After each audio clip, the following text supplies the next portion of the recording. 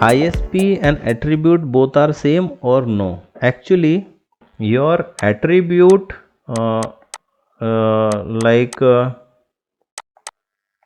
we have called as retain or the cold retain things.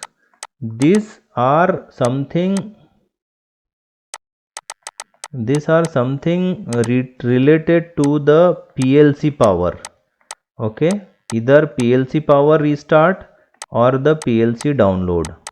Okay, whereas your ISP value or the OSP value is something the power failure of respective module of DI or DO or AI or AO module.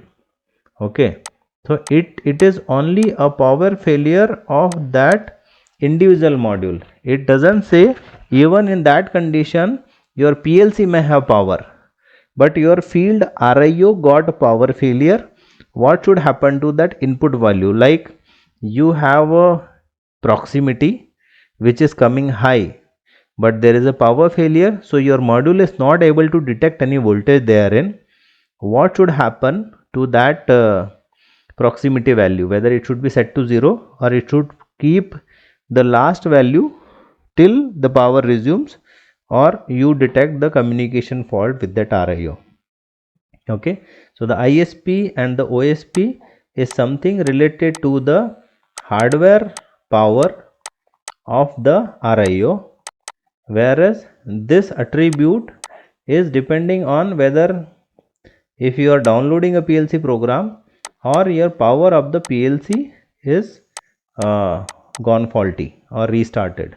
And in both these cases your PLC has the power. In retain case you are only downloading, PLC has the power.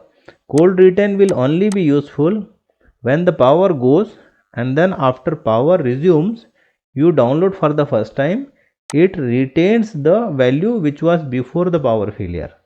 In both the cases the PLC has the power.